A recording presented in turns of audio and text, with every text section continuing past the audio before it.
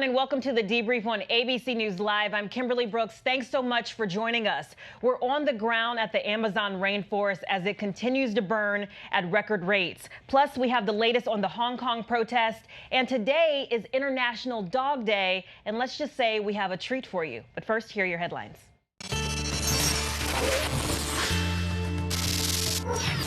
Those are not fireworks at a music festival in Israel.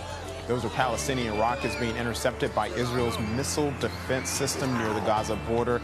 2 of the rockets were destroyed mid-air. The third caused no damage or injuries. Many in the crowd fled in panic. New York City police are investigating a brazen heist in the middle of the day. They say 3 men held up this jewelry store, tying up the employees before escaping with an estimated $4 million in diamonds. A friend of one store employee says the staff is okay but shaken. He's like, yeah, I just got robbed this morning. He said they made the boss open up the safe. He said, thank God nobody got injured. He said he's happy to be alive. The store is known for supplying jewelry to hip-hop stars. The year's last Grand Slam tennis tournament begins with players hitting the court in Queens for the U.S. Open. Serena Williams will take on Maria Sharapova for the first time ever in the U.S. Open. It comes a year after Williams had a major blow-up with the chair umpire as she sought her 24th Grand Slam singles trophy. She lost and continues that quest this year. On the men's side, Roger Federer will play today along with Novak Djokovic, who won his 3rd U.S. Open title last year.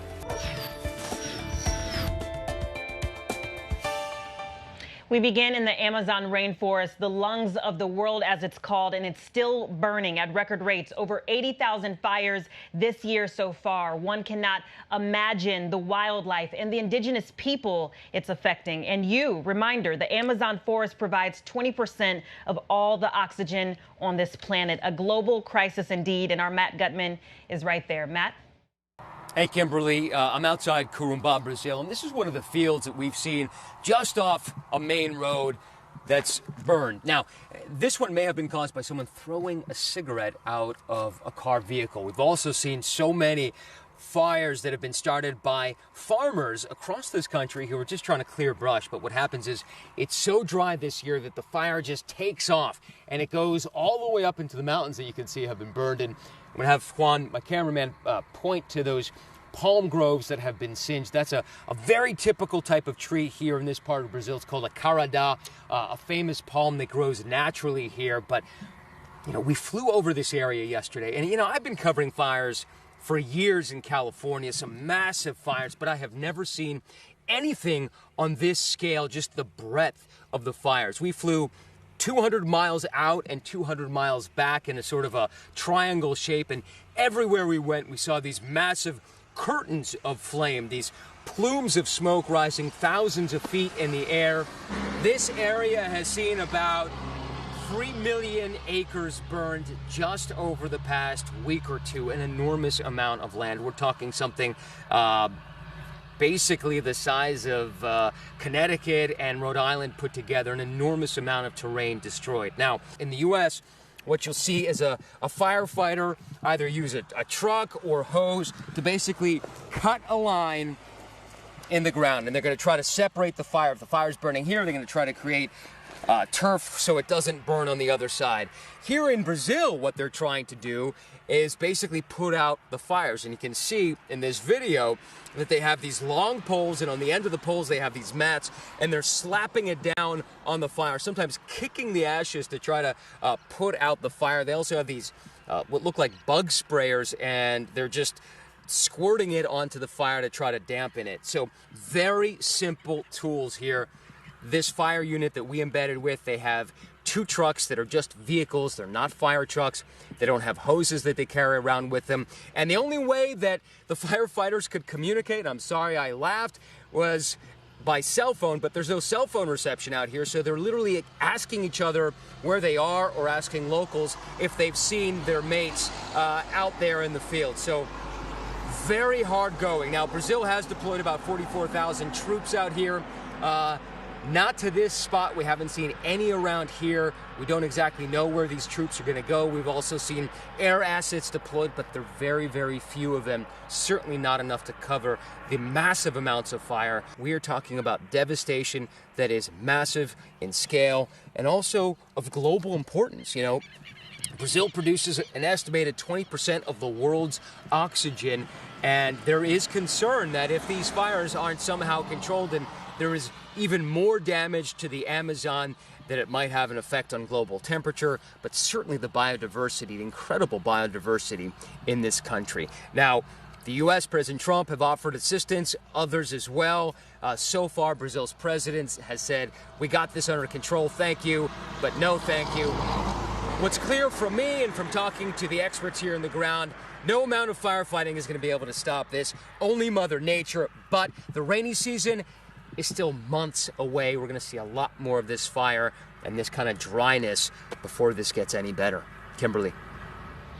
Unbelievable, Matt. Thank you so much for the updates. And guys, we move over to Hong Kong. As you know, these demonstrations with millions of pro-democracy protesters have often been peaceful and occasionally violent. But this weekend was the first time Hong Kong police drew their guns and fired a warning shot after protesters attacked them. It was also the first time the police used water cannon trucks, a massive showdown. And Ian Pannell has been on the ground there and joins us now where things have calmed down a bit. Ian? Hi there, Kimberly, and welcome to a city shaken to the core by a weekend of violence. But this is also a city of contrast. Have a look at this skyline. That's partly what draws so many tourists and investors here. Over on the right-hand side there, you've got HSBC, the Mandarin Oriental. As we move across, you've got other skyscrapers there, the Bank of America, monuments to capitalism, and then right next door to that with the orange star at the top, which is actually technically red, that is the People's Liberation Army of China. That is one of their main barracks here, and it shows the contrast, the tension inbuilt in the system in Hong Kong. And just as we saw these scenes of violence, so today we've got people out jogging, businesses are open, people are going out for lunch. Let's just have a quick look over here. You see, you've got a couple here, personal trainer there, doing their exercises. Many people who are based here are just getting on with business as usual. But of course, we've seen those images of violence over the weekend. And that was a clear escalation. We'd had a period of about 10 days where it'd been fairly calm. We were out on Saturday and Sunday, and there were pitched battles being fought between thousands of black-clad protesters, many of them wearing face masks, gas masks, helmets, goggles, protective handwear as well. And they were up against riot police, also in their hundreds, with water cannon, tear gas, so much tear gas. I haven't seen quite that much before at other periods of instability in other countries that I've witnessed.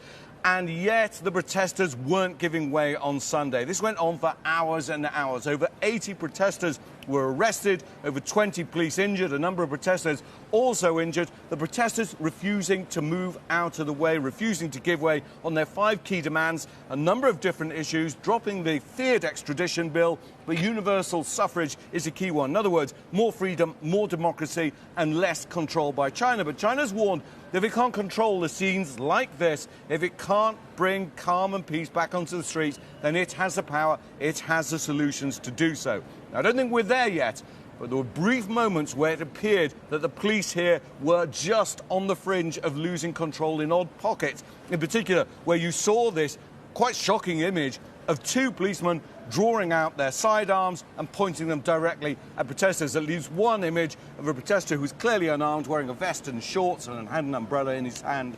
But the police getting very close to losing control. More protests expected this week, but primarily next weekend, another large gathering expected, and more conflict, no resolution in sight here in Hong Kong. Kim? Yeah, scary to see those images with the police with their guns drawn. Ian, thank you so much for breaking that down. And guys, we want to give you a proper forecast because more severe weather is coming and Tropical Storm Dorian is brewing in the Caribbean. So Ginger Z has the latest. Ginger? Hey, Kimberly, we got to get right into the forecast because there were flash flood emergencies in northern Alabama. That's why we've got these pictures out of Florence. They had more than 9 inches of rain reported. So I wanted to give you what's happening next because there will be some flash flooding, certainly lightning and damaging wind. That's the main threat. Northern Missouri, it's kind of through the day, and then southwest Missouri through Oklahoma, it's tonight into even the early night hour or overnight hours. You could see in excess of 70 mile per hour up through Arkansas, Tulsa, certainly back to Oklahoma City. Now let's move to the tropics because we're watching that little area east of Florida. That should stay out to sea, but it's Tropical Storm Dorian that is rightfully so getting a lot of attention as it moves west at about 14 miles per hour. It's got max sustained winds of 60 miles per hour. Barbados, St. Lucia, among the islands that are under tropical storm warning, and then it'll start to make even a little bit more of a turn midweek into Wednesday, Thursday, and that's when Puerto Rico and the Dominican Republic could end up having impacts. How much of an impact is going to have to come in the coming 24 to 48 hours? But if it does become hurricane strength, I still think that we're going to be talking about heavy rains moving through and certainly gusty winds. What happens after that is slightly unclear, and so we're going to be tracking it toward the weekend into the weekend. Now, Glendale, California, brush fire, warm, windy. Now it's going to get even hotter. And so you have excessive heat warnings that include Las Vegas, Medford, Oregon, Portland, Oregon, heat advisories up that way at least. And then that big ridge that's going to be sitting around, hanging out. Even in Arizona, you could see some numbers like Phoenix going to 111, Las Vegas 108 for 3 days in a row. Medford goes to 107 on Tuesday. So it's really Tuesday into Wednesday. That's the peak for most folks. Midland, Texas, for example, over the weekend had their hottest August temperature on record, 108. 102, San Angelo. These are the feels likes, though, the excessive heat warning that extends all the way up to Tulsa for 110. And I thought we'd leave you with this. If you're that hot and you're one of these places, maybe you do like Tundra at the Denver Zoo, the bear that is just taking it all in. It was 97 degrees there in Denver. Kimberly?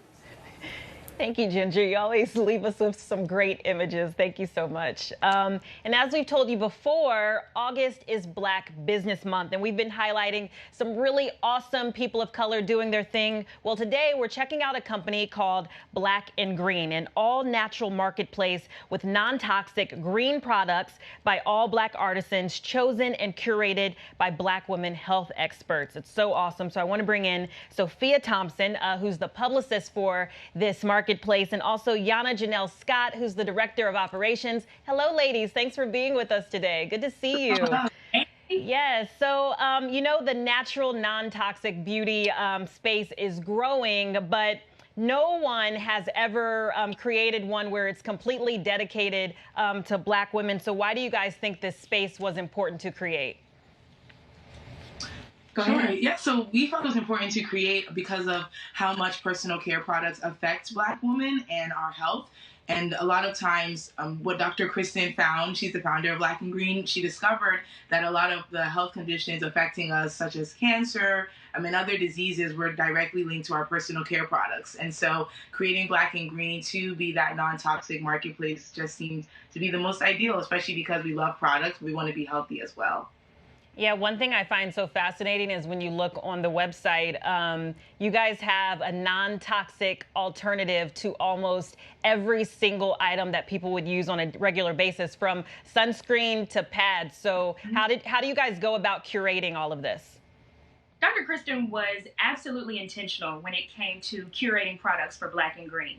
They were all products that she tried. They were all products that she referred to family and friends. And she knows that with non-toxic products and products that don't include harmful chemicals, that we're doing the best for our body. She became very intentional about what she was putting in her body and also what she was applying. And so, as you mentioned, everything from skincare to makeup to household products, they're all plant derivatives. They're all non-toxic. They're all don't include harmful ingredients.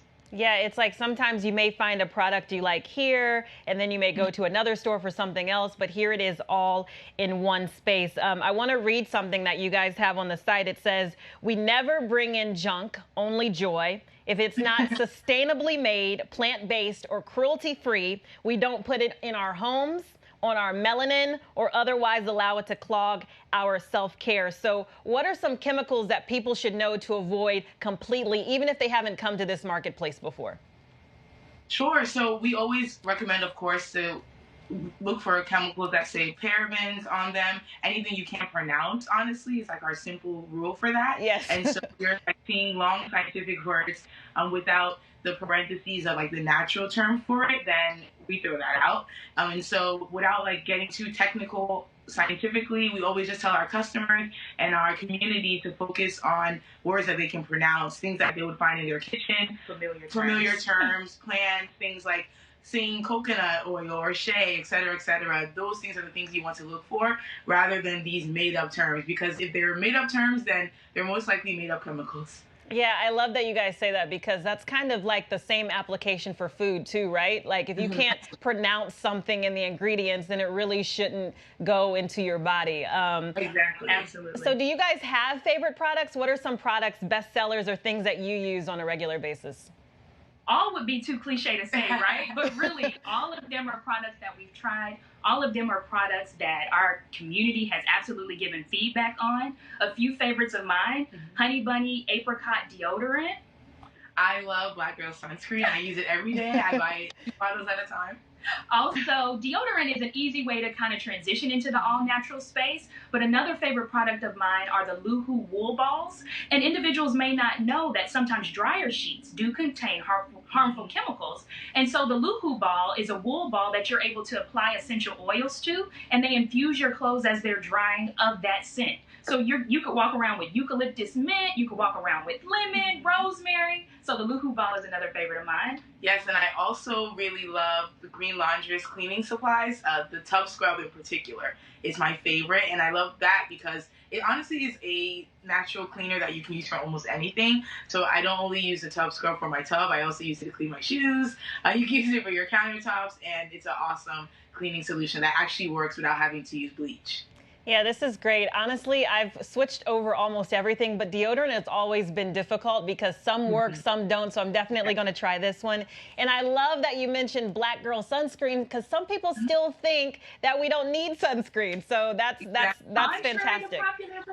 Yes. Yes. And also it's important, like even with skincare, if you're trying to get rid of harmful or like pesky blemishes that haven't been able to be removed from your skin, using SPF is so important so that the sun doesn't darken those spots. Yes. And so it's overall great for health. And with deodorant, like you mentioned, we actually have a deodorant sample box. So if anybody's wanting to like find their fit for a natural deodorant, because we know it can be intimidating, we created that box for people to like kind of test it out and feel which brand they like in particular. And before we go, Black and Green also has a podcast, yes? Yes. Yes. So people can listen to that. They can go to the website. They can check you guys on Instagram. Yes. Sophia and Yana, I want to thank you so much for being with us today. A really awesome, awesome company. Thank you so much for having us. Yes, for sure. Thank you, guys. And we already said it, but have to ask you, do you guys have a dog at home? If so, then hopefully you know today is International Dog Day. We're celebrating all dogs, all breeds, and honoring how they bring joy to our families, keep us safe, save our lives, and improve our mental health. So ahead of today, I talked to Phil Tedeschi. He's the executive director at the Institute for Human-Animal Connection, and there is a connection, so take a look. We always call dogs our best friends, but you've been doing research that proves that having an animal, a dog, can actually help with your mental health. Yeah, that's right. We have a lot of information about many different health benefits that dogs can provide us, and it's really a game changer in terms of how we understand our connection with our animals. Where did the research begin for studying this? Well, you know, this is a topic that's been around for quite some time, even going back to as early as the 1960s, when a therapist started to incorporate a dog into their therapy sessions with children and found that they would participate more effectively and talk more and change the nature of that relationship so extensively that it began to become a field of study that we sometimes call human-animal interaction studies or animal-assisted intervention studies. So these are new areas that have begun to become quite substantial in the area of human health and well-being. Yeah, I think it's especially important now. We've seen this spate of mass shootings, and we've done segments before where we've talked about therapy dogs. But how do dogs actually help people cope in these tragic situations? Well, you know, that's a great question. And it's starting to occur more and more. And I think one of the dimensions of that is the nature of how animals participate in the lives of persons who have been hurt or harmed by other people. So when, and in many cases, I would say the application of canine-assisted intervention is happening the most often now in settings where people have been hurt by other people. So we've seen, you know, this occur not only in school shootings and mass casualty types of circumstances, but also dogs are being used extensively in trying to respond to persons who are coming back from combat and have experienced things like post-traumatic stress as a feature of their deployment. There's many different mechanisms that we think are occurring in our interaction with dogs that affect, you know, this therapeutic benefit. One of them is an interaction with a safe dog has on our interpersonal neurobiology, that it literally changes brain function in such a way that they experience and have an increase of oxytocin in the brain. And oxytocin has been shown to be highly associated with the capacity for optimism, for trust, and for connection, or even a sense of well-being. And it also, those interactions reduce our stress chemistry relative to things like cortisol. So we'll see people's blood pressure reduce, their overall physiology is, and stress is reduced by these connections. So that alone creates the right opportunity for recovery from trauma. And then paired with trauma response, the first stage of trauma recovery is usually getting control of your body. And once you have control of your body, you can begin to process what's happened to you. So we believe that that's one of the primary ways that this is working. Okay. You can put them down. All right, so you guys didn't think we were going to talk about International Dog Day without bringing in some dogs, right? Our entire team is excited right now because of these guys. So we have Stella Plitt and Dana Katz from Rescue City, that's based in Brooklyn here in New York, and two incredibly adorable, adoptable rescue dogs. Guys, what are their names? They're adorable. Oh, my goodness. So this is Ravioli. He's a 4-month-old Labrador mix. And this is Bellini, and she's also a 4-month-old Labrador mix. Wow. From different litters, of course. Oh, my gosh. So how old are they? 4 months. 4 months. He's about to be 5. Wow. He is like... Definitely much bigger than he should be at this. He's like, let's get through this segment real quick. So what is the mission and the motto? I love you guys' motto. What's the mission for Rescue City? So you can put... Are you going to... You want to go? Yeah. I think he's fine. He's like, I don't know if I want to... Oh, he's going to stay up. Our motto is that there is a dog for every person and a person for every dog. Yes. And so people can come in and choose from a wide variety of dogs that have been abandoned or abused, and you guys are helping them select and do the whole thing. That's correct. We have all types of dogs, from very young puppies, newborns. We rescue a lot of moms, pregnant moms, and we have any type of breed. You can literally rescue anything that your heart desires, any age and any breed that you are interested in. What do you guys love about this work besides the obvious? I mean, doing this all day, obviously, we just heard it impacts your mental wellness. It's really great to see how happy the dogs are in their new homes, but it's also amazing seeing families complete.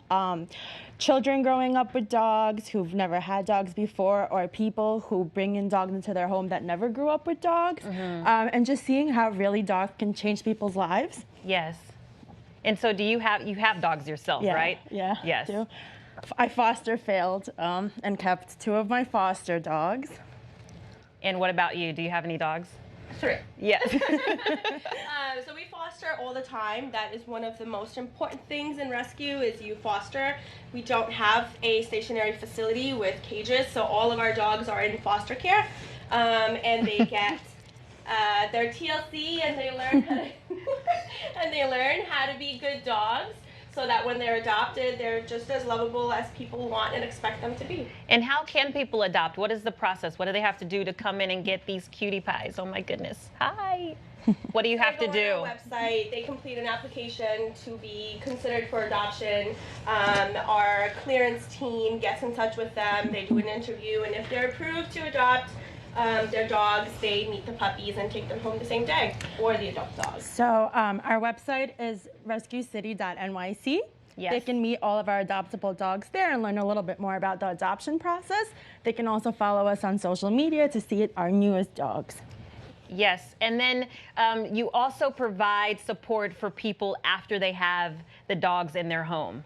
Yes? That is correct. It's very important that people have resources of what to do when they bring their dog home. So we do have an outreach and a post-adoption team that allows people that comfort to know, okay, I can call and I can find out information of how to handle this particular situation, and they'll get me through it. That, of course, decreases our return rate. Yes. Well, we love them. We're glad you brought them. They're amazing. They're beautiful. Stella Plitt and Dana Katz, thank you so much. I hope this brightened your day.